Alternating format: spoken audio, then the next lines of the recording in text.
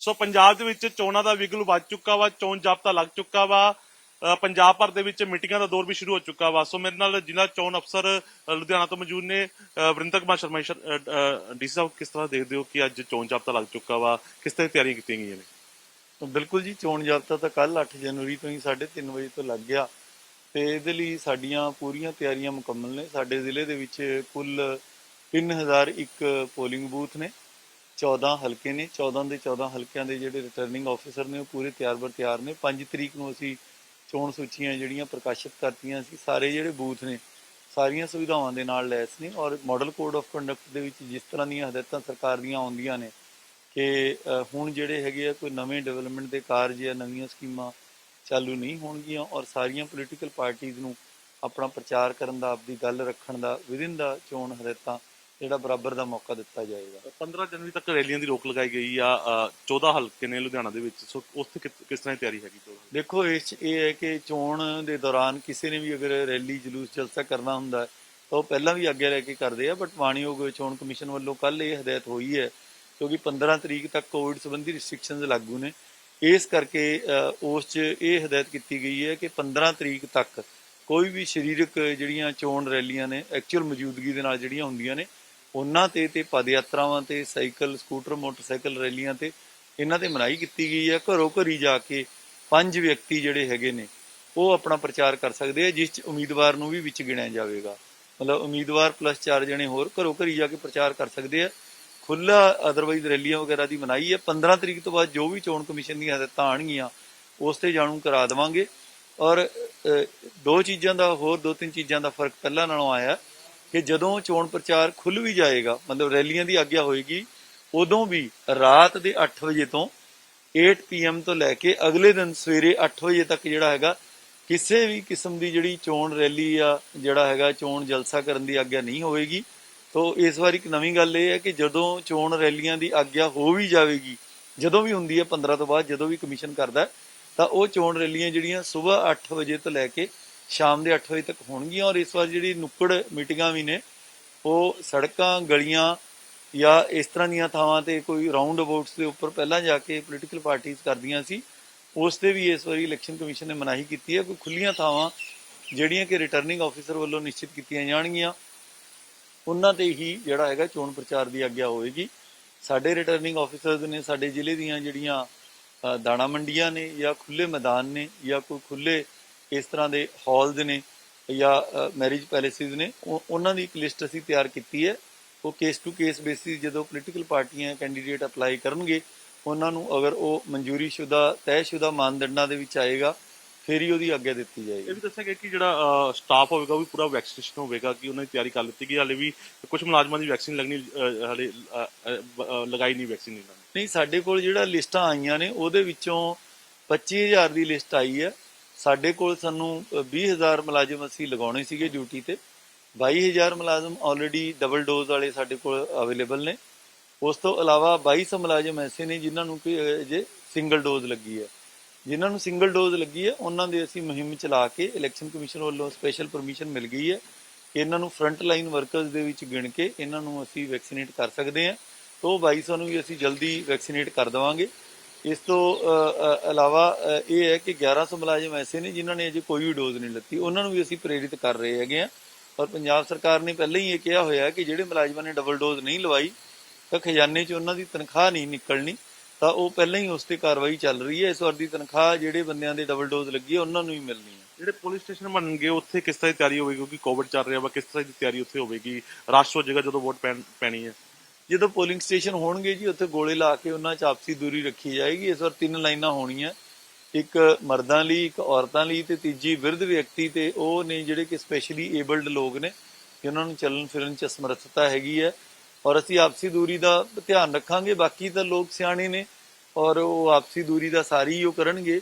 ਔਰ 14 ਫਰਵਰੀ ਨੂੰ ਕਿਉਂਕਿ ਵੋਟਾਂ ਪੈਣੀਆਂ ਨੇ, ਅਜੇ 30-35 ਦਿਨ ਹੈਗੇ ਆ। ਮੈਨੂੰ ਉਮੀਦ ਹੈ ਕਿ ਹੋ ਸਕਦਾ ਉਦੋਂ ਤੱਕ ਇਹਦਾ ਪ੍ਰਕੋਪ ਵੀ ਕੁਝ ਘਟ ਜਾਵੇ, ਪਰ ਅਸੀਂ ਪੂਰੀ ਇਹਤਿਆਤ ਲਵਾਂਗੇ। ਇਲੈਕਸ਼ਨ ਕਮਿਸ਼ਨ ਵੱਲੋਂ ਜੋ ਹਦਾਇਤਾਂ ਨੇ ਕਿ ਹਰ ਇੱਕ ਪੋਲਿੰਗ ਸਟੇਸ਼ਨ ਤੇ ਜਿਹੜੇ ਮਾਸਕ ਵੈਸੇ ਤਾਂ ਲਾ ਕੇ ਹੀ ਘਰੋਂ ਆਊਗਾ ਬੰਦਾ, ਜੇ ਕੋਈ ਨਹੀਂ ਲਾ ਕੇ ਆਉਂਦਾ ਉਹਨੂੰ ਮਾਸਕ ਦੇਣ ਦਾ, ਸੈਨੀਟਾਈਜ਼ਰ ਨਾਲ ਉਹਦੇ ਹੱਥ ਕਲੀਨ ਕਰਾਉਣ ਦਾ, ਔਰ ਜਿਹੜੇ ਹੱਥ ਨਾਲ ਉਹਨੇ ਵੋਟ ਪਾਉਣੀ ਹੈਗੀ ਆ, ਮਤਲਬ ਇੱਕ ਹੱਥ ਤੇ ਤਾਂ ਸ਼ਾਹੀ ਲੱਗਣੀ ਹੁੰਦੀ ਹੈ, ਤਾਂ ਉਸ ਹੱਥ ਦੇ ਵਿੱਚ ਪਾਉਣ ਦੇ ਲਈ ਉਹਨੂੰ ਇੱਕ ਗਲਵ ਯਾਨੀ ਕਿ ਦਸਤਾਨਾ ਜਿਹੜਾ ਹੁੰਦਾ ਉਹ ਦੇਣ ਦਾ ਅਸੀਂ ਪ੍ਰਬੰਧ ਕਰਾਂਗੇ। ਸੋ ਕੋਵਿਡ ਸੰਬੰਧੀ ਜੋ ਵੀ ਹੈਗਾ, ਈਵਨ ਸਟਾਫ ਨੂੰ ਵੀ ਅਸੀਂ ਮੌਕੇ ਤੇ ਜਿਹੜੀ ਮਾਸਕ ਹੈਗੀ ਹੈ, ਸੈਨੀਟਾਈਜ਼ਰ ਹੈ ਔਰ ਫੇਸ ਦੀ ਜਿਹੜੀ ਸਕਰੀਨ ਹੈਗੀ ਹੈ, ਇਹ ਸਾਰਾ ਕੁਝ ਇਲੈਕਸ਼ਨ ਕਮਿਸ਼ਨ ਵੱਲੋਂ ਦਿੱਤਾ ਜਾਣਾ। ਤਾਂ ਸਾਡੇ ਪ੍ਰਬੰਧ ਉਸ ਸੰਬੰਧੀ ਪੂਰੇ ਮੁਕੰਮਲ ਨੇ। ਔਰ ਦੂਜਾ ਇਹ ਹੈ ਕਿ ਵੀ ਜਿਹੜੇ ਸਟਾਫ ਮੈਂਬਰਸ ਨੇ ਸਾਡੇ ਵੈਕਸੀਨ ਲਗਾਈ ਹੈ ਉਹਨਾਂ ਨੂੰ ਡਿਊਟੀ ਤੇ ਭੇਜਿਆ ਜਾਵੇ। ਨੋਮੀਨੇਸ਼ਨ ਭਰਨ ਲਈ ਕਿੰਨੇ ਕੁ ਬੰਦੇ ਜਿਹੜੇ ਨਾਲ ਆ ਸਕਦੇ ਨੇ, ਕਿਉਂਕਿ ਨੋਮੀਨੇਸ਼ਨ ਭਰਨਾ ਨਾ ਇਸ ਵਾਰ ਇਹ ਬੜਾ ਵੱਡਾ ਬਦਲਾਅ ਪਿਛਲੇ ਵਾਰ ਨਾਲੋਂ ਕੀਤਾ। ਪਿਛਲੀ ਵਾਰ ਤੱਕ ਇਹ ਸੀਗਾ ਕਿ 5 ਬੰਦੇ ਜਾ ਸਕਦੇ ਸੀ,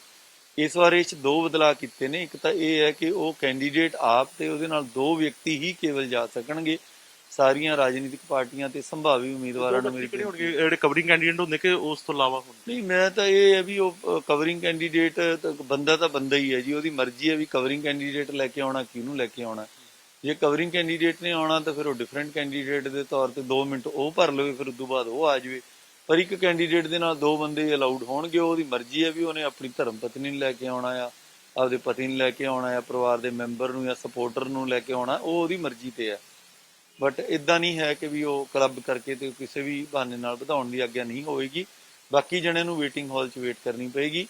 ਪਹਿਲਾਂ ਕੀ ਸੀਗਾ ਕਿ ਕੈਂਡੀਡੇਟ ਜਦੋਂ ਜਾਂਦਾ ਸੀ 3 ਵਹੀਕਲ ਅਲਾਉਡ ਸੀਗੇ, ਉਹ ਵਹੀਕਲ ਵੀ ਘਟਾ ਕੇ ਹੁਣ 2 ਕਰਤੇ। ਔਰ ਜਦੋਂ ਕੋਈ ਕਾਫਲੇ ਦੇ ਰੂਪ 'ਚ ਕਿਸੇ ਨੇ ਪ੍ਰਚਾਰ ਕਰਨਾ ਤਾਂ 5 ਤੋਂ ਵੱਧ ਵਹੀਕਲਸ ਜਿਹੜੇ ਹੈਗੇ ਆ ਇਕੱਠੇ ਚੱਲਣ ਦੀ ਆਗਿਆ ਨਹੀਂ ਹੋਵੇਗੀ। ਸਰ, ਅਪੀਲ ਕੀ ਕਰਨੀ ਚਾਹੋਗੇ? ਵੋਟਾਂ ਨੇੜੇ ਨੇ, ਕੀ ਅਪੀਲ ਕਰਨੀ ਚਾਹੋਗੇ?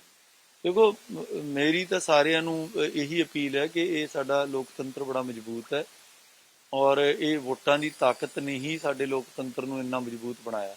ਸਾਰੇ ਵੋਟਰਸ ਨੂੰ ਮੇਰੀ ਇਹ ਬੇਨਤੀ ਹੈ ਕਿ ਉਹ ਬਿਲਕੁਲ ਕਿਸੇ ਲੋਭ ਲਾਲਚ ਤੋਂ ਬਗੈਰ, ਬਿਨਾਂ ਕਿਸੇ ਨਸ਼ੇ ਦੇ ਲਾਲਚ ਤੋਂ ਬਗੈਰ, ਕੋਈ ਜਾਤੀ ਮਜ਼ਹਬ ਧਰਮ ਦੇ ਫਰਕ ਤੋਂ ਬਗੈਰ ਔਨ ਮੈਰਿਟ ਜਿਹੜਾ ਕੈਂਡੀਡੇਟ ਉਹਨਾਂ ਨੂੰ ਚੰਗਾ ਲੱਗਦਾ, ਬਿਨਾਂ ਕਿਸੇ ਡਰ ਭੈ ਦੇ ਉਹਨੂੰ ਵੋਟਾਂ ਪਾਉਣ।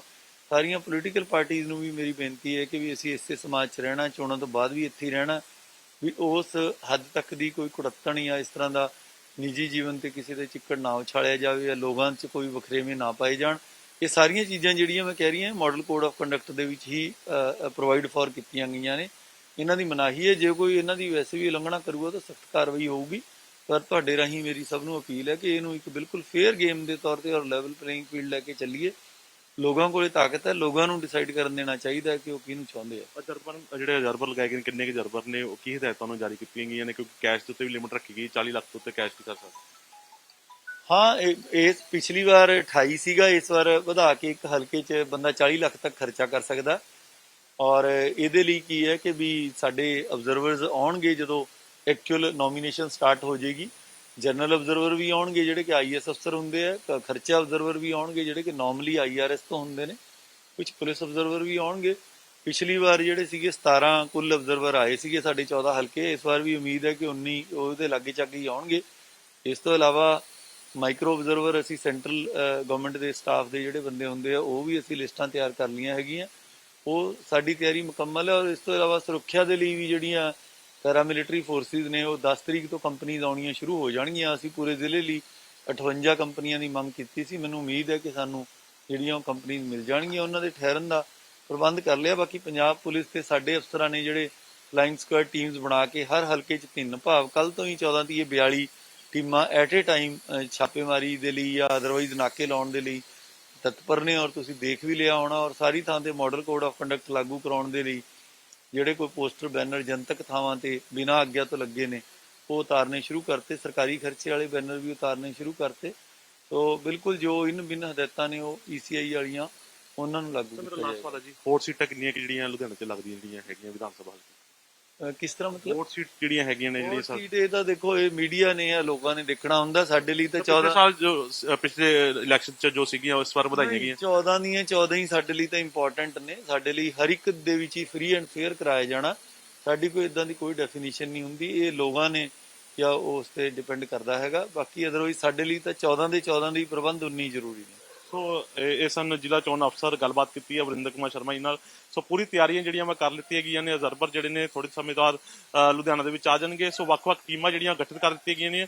ਨਿਗਰਾਨੀ ਜਿਹੜੀ ਆ ਪੂਰੀ ਤਰ੍ਹਾਂ ਰੱਖੀ ਜਾਵੇਗੀ। ਖਾਸ ਗੱਲ ਇਹ ਹੈ ਕਿ ਇਸ ਵਾਰ ਜਿਹੜੇ ਨੇ ਨੋਮੀਨੇਸ਼ਨ ਜਿਹੜੇ ਫਾਈਲ ਕਰਨ ਆਉਣਗੇ ਸਿਰਫ 3 ਲੋਕ ਹੀ ਹੋਣਗੇ। ਪਿਛਲੀ ਵਾਰੀ ਜਿਵੇਂ ਦੇਖਿਆ ਗਿਆ ਸੀ ਕਿ 5 ਲੋਕ ਜਿਹੜੇ ਨੇ ਨੋਮੀਨੇਸ਼ਨ ਭਰਨ ਆਉਂਦੇ ਸੀ, ਉਹਨਾਂ ਦੀ ਗਿਣਤੀ ਜਿਹੜੀ ਹੈ ਘਟਾ ਦਿੱਤੀ ਗਈ ਕਿਉਂਕਿ ਕੋਵਿਡ ਪ੍ਰੋਟੋਕਾਲ ਦੇ ਤਹਿਤ ਇਸ ਵਾਰ ਜਿਹੜੇ ਨੇ ਇਲੈਕਸ਼ਨ ਹੋਣੇ ਨੇ।